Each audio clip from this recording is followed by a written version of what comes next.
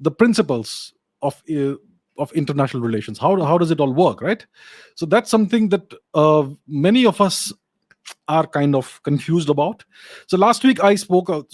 What I want to speak about first is which nations are India's friends, if such a thing does exist, friendship in international relations. Because last week I spoke about Israel, the India-Israel relations, in the context of the Nadav Lapid fiasco, the Naor Gilon statements, the statements that he made and he did not make, the Israeli ambassador to India. Yeah, the fact that Naor Gilon, the ambassador of Israel, did not refute Nadav Lapid's claims that the Kashmir genocide is propaganda. He did not support India's rightful stand on Jammu and Kashmir, right? The fact that Israel recognizes the Holocaust but does not recognize the Kashmir genocide and so on and so forth. Yeah, I spoke about these things and many people got upset. Many people are saying that I'm trying to vitiate India-Israel relations. I'm not doing that. It's Nadav Lapid and Naor Gilon who did that, right? And some people think that I'm asking Indians to hate Israel and the Jewish people. Well, nothing could be further from the truth. I have said on the record multiple times how I admire Israel for many things, how I have a lot of respect for Israel, and how I would like India-Israel relations to get even stronger. I have said this, yes, and yet people react emotionally to facts.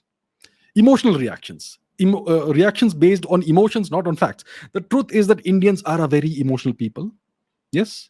What's the definition of emotional people? I mean, everybody has emotions. I have emotions. I get angry at times. I get overjoyed, happy, and so on and so forth. Sad. Everybody has emotions.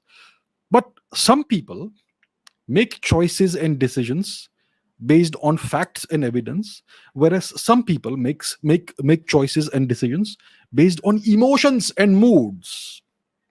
That's the definition of an emotional person. Everybody has emotions. But if you make your choices and decisions based on your emotions and your mood, then you're an emotional person. But if you make your facts, your choices and decisions rationally, based on facts and evidence and data, then you are a more balanced, more grounded person. And in geopolitics, in international relations, emotions have nothing to do with these things. So, India, especially in India, and even I'm sure in other places as well, we have these incredibly naive views among Indians about international relations. There is, we see this very often, it's very widespread. This blind hero worship of certain nations. Now, we Indians, we belong to the civilization that produced luminaries such as the great Vishnugupta Chanakya, and yet we are so naive when it comes to understanding international relations. It's not the fault of you all.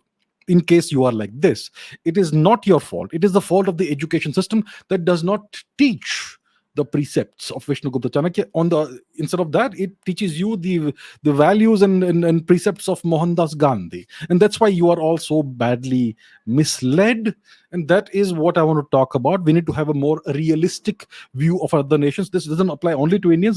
This applies to everybody, no matter what nation you're from. If you're watching this, I'm going to speak about this from the perspective of India, but it applies to everyone. It applies. See, it's all about the principles of geopolitics. These apply everywhere in the world. Yeah, what are the principles of geopolitics? First of all, it's all about self-interest. Geopolitical relations are all on the basis of the self-interest of the nations, of each nation. And when there is a convergence of interest, then nations collaborate and cooperate in a variety of ways.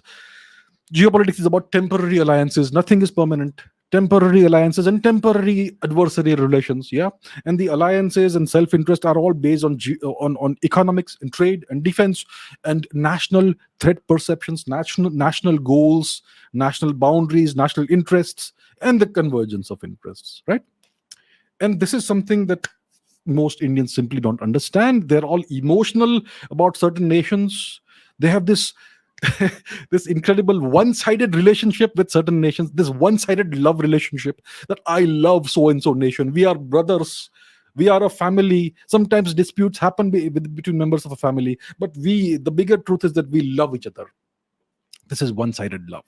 There is no love in geopolitics.